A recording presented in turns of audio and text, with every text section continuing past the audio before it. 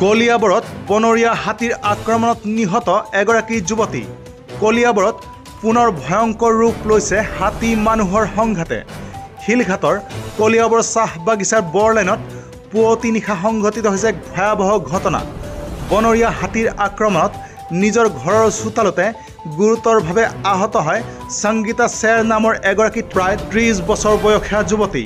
পিছত স্থানীয় লোকৰ সহায়ত ততাতৈয়াকৈ কলিয়াবৰ মহকুমা অসামৰিক চিকিৎসালয়ত গুৰুতৰভাৱে আহত অৱস্থাত সংগীতাক ভৰ্তি কৰোৱা হয় যদিও তাতেই চিকিৎসকে মৃত বুলি ঘোষণা কৰে যুৱতীগৰাকীক।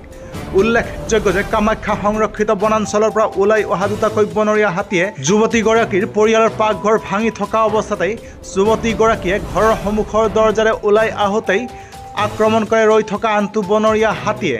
পিছত ততাতৈয়াকৈ চিকিৎসালয়ত ভৰ্তি কৰোৱা হয় যদিও তাতেই মৃত ঘোষণা কৰে চিকিৎসকে যুৱতীগৰাকীক। কলিয়াবৰৰ পৰা অনুপ বৰাৰ ৰিপৰ্ট, নিউজ টাইম 3। ৰাতি আৰু ধৰক ৰাতি হাতী আহিছে, আহোঁতে পিছফালে এটা হাতী ভাঙি আছিল, ঘৰটো ভাঙি পেলাইছে। তাৰপিছত সিহঁতে পিছফালৰ য'ত ছোৱালীজনী শুৱে তাতে হাতীটো ভাঙি আছিলে। তো আগফালে হাতী আছে বুলি গম নাপায় আৰু দুটা ল'ৰা ছোৱালী লৈ ওলাইছিলে, তেতিয়া ল'ৰা ছোৱালীটো পলাই গুচি গ'ল।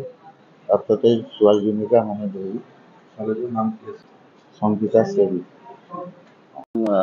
দুটা চৌনত ফোন কৰিলে কলিয়াবৰ চাহ বাগিচাৰ পৰা যে হাতীয়ে মানুহ এজনী আঘাত কৰিছে বুলি।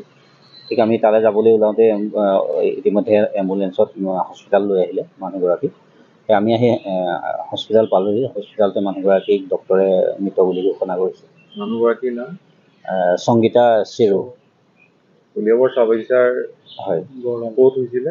কলিয়াবৰ চাহ বাগিচা বৰলাইন বুলি কয় জেগাখন। কিমান সময়ত হৈছিল বুলি গম পাইছে? এইটো তেওঁলোকে 2:54 মোক ফোন কৰিছে, সেই সময়তে হৈছে আৰু। ৰাতি প্ৰস্ৰাৱ কৰিব ওলোৱা হৈছে বুলি কৈ আছে ল'ৰাটো। তেতিয়া সন্মুখতে পাই গ'ল আৰু হাতীটো। তেতিয়া ল'ৰাটো দৌৰি সোমাই গ'ল।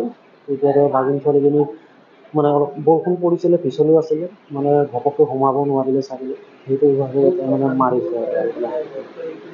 হাতীটোৱে মাৰিছে। ছোৱালী সংগীতা শ্বেৰ, কলিয়াবৰ চাহ বাগিচা।